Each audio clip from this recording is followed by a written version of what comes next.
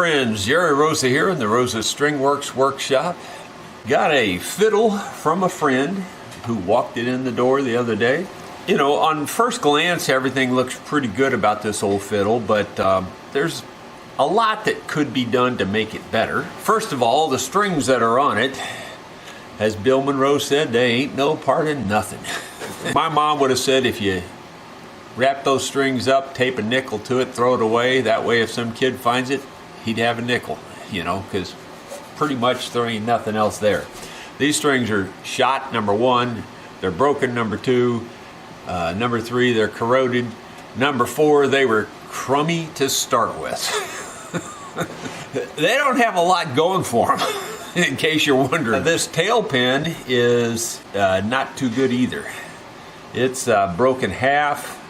And it's really skinny, which is not a good idea on a tail pin. That's where all your strength comes from. So it's just extra skinny right where the connector holds onto it there for the tail piece. So I'm going to replace that tail pin also. So we got to get new strings, new tail pin. I imagine this bridge can be reused. It looks like it's reasonably okay, though the strings are pretty close together on this, and I usually spread the strings out a little bit more. So we'll see about that.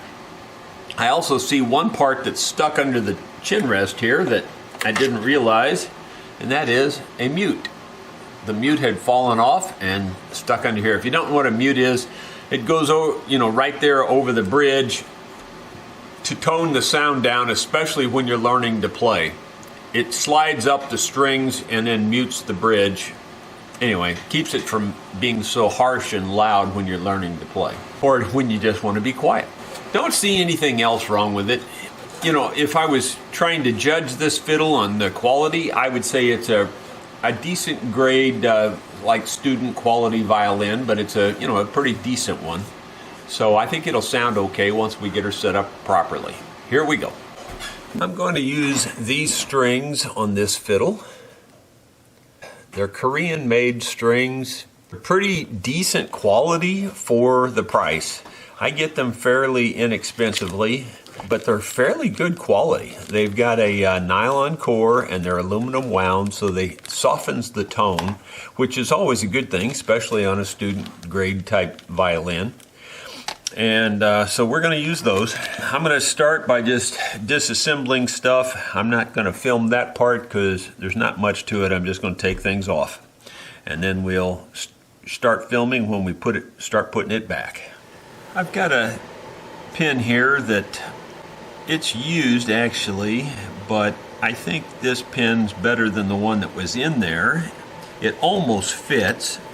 I've slid it in the hole and spin it around like this, and when you do that, it'll leave shiny marks as to where it's rubbing.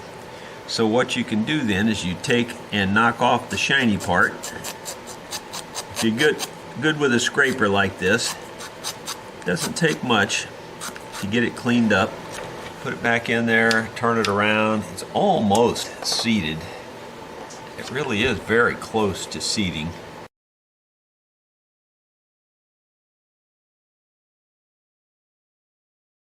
I think we're there. I'm just going to check it one more time and just knock off a little bit more shiny right here, and then I think we're there.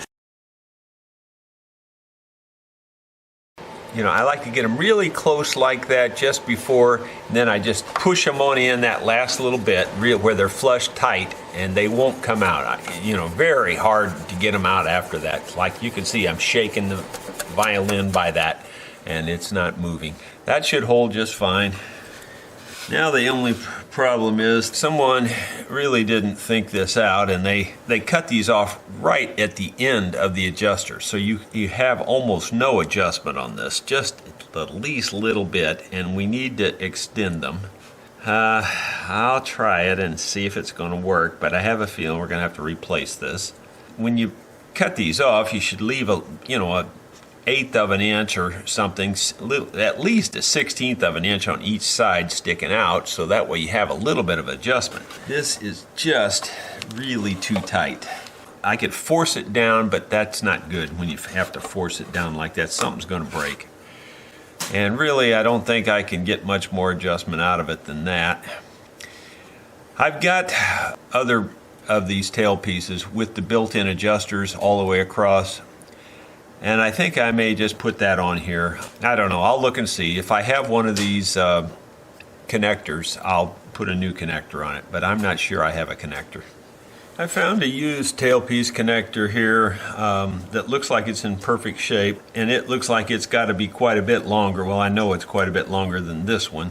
This thing here, I don't know why anybody would do what they did there and cut it off that short. It just makes no sense. So what I'll do is I'll just put this one back in stock and save it for a child's violin or something, because basically that's the only thing it would fit on, probably.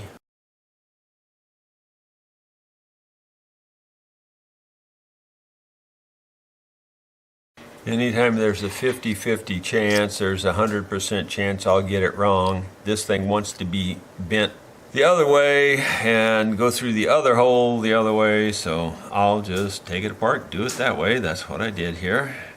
Now it'll work. You just have to go with the flow sometimes.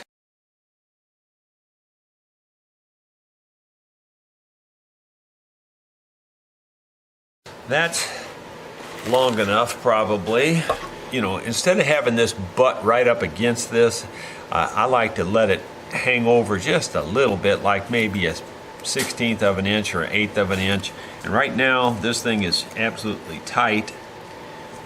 So I'm gonna open it up just a little bit. And see, there's enough there now to give adjustment for the future if you need it, but yet not enough to rattle or make any problem. That's probably fine. It wouldn't hurt it if it was actually a hair longer, but that's probably fine right there. It's got a little bit of clearance, and that's about all you need. Just a little bit. Well, I'll start putting the strings on this. I'm not going to film that, but I'll just show you anything that might be interesting. I'll show you the way that I put strings on a violin. I always start with the closest peg this way and work my way that way. So this would be the next one, then that one, then this one. You run the wire or the string through the peg, leaving about 1/8 of an inch or perhaps a little bit more through there. Sometimes it'll cooperate better than others. In this case, with the peg head being here, I wind it on that side of the hole first and make a full winding, then I cross over that winding, and then I wind the rest of it toward this side of the peg box. And the reason for that is that locks the string in on the peg, and that aligns it with this slot right here on the nut. So that's what you want. And it's very neat. It doesn't, you don't see a bunch of stuff laying around there or just tangled up. You don't want it tangled up. Now I gotta figure out which way this bridge goes. It's kind of cut symmetrical, which is not the norm. Usually you can tell the treble side from the bass side. In this particular case, it's kind of difficult. I'm gonna go with that for right now.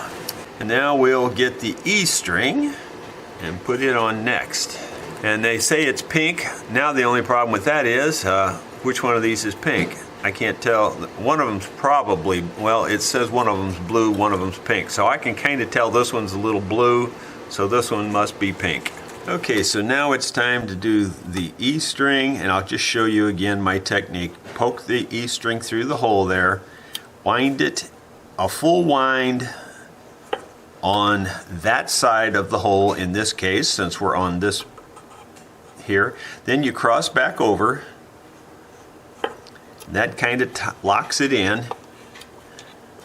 And then all the windings from that point on are going toward the edge of the peg box here. We've got the two strings sitting on here like so. So that's what it looks like. And I don't have them very tight, but I have a little tension on them. Now, at about this point or somewhere along the process, you need to look at your sound post and make sure the sound post is in there. This particular sound post looks like it's fine about where it's at. but we'll know in a minute. But right now it looks pretty good. I can see it down through there. I doubt you can see it, but it is in there. All right, I'm kind of thinking this fiddle might be a 3/4 size. I didn't measure it. It seemed a little small to me. Everything about it seems a little small. These pegs even seem a little small. It may be a full size, but it's kind of hard to tell with fiddles until you get another one there next to it to compare it and measure and all that. I like to set these at 325 millimeters.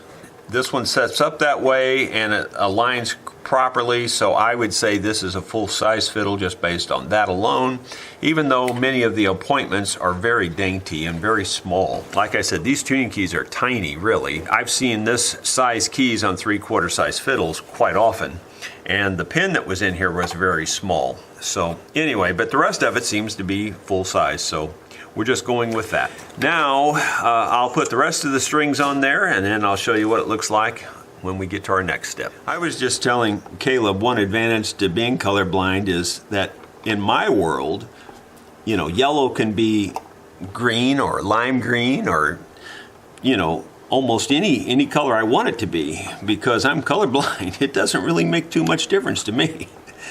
You guys don't have that option. See, I'm a lot more flexible when it comes to color. That's funny here, the winding on the strings are just barely clearing the nut. So this, again, it makes me feel like this thing might be some kind of a small fiddle.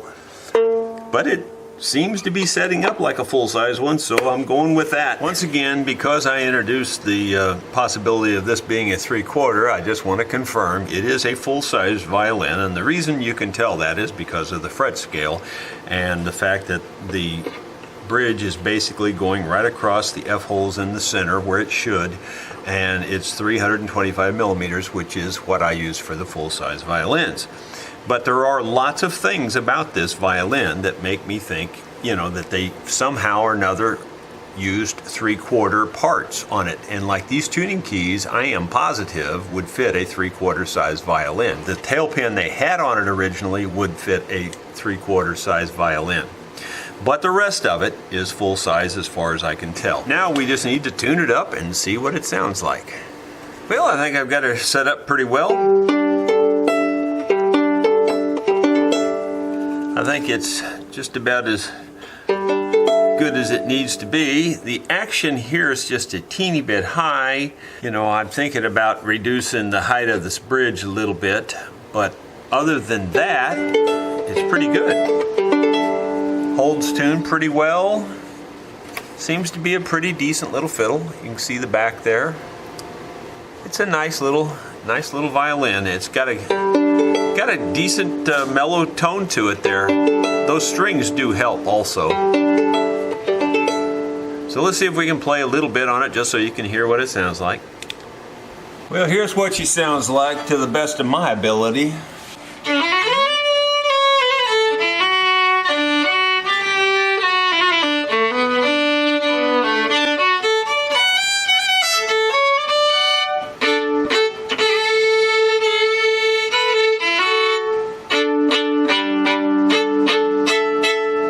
It's got a little bit of harshness to it in terms of overall tone.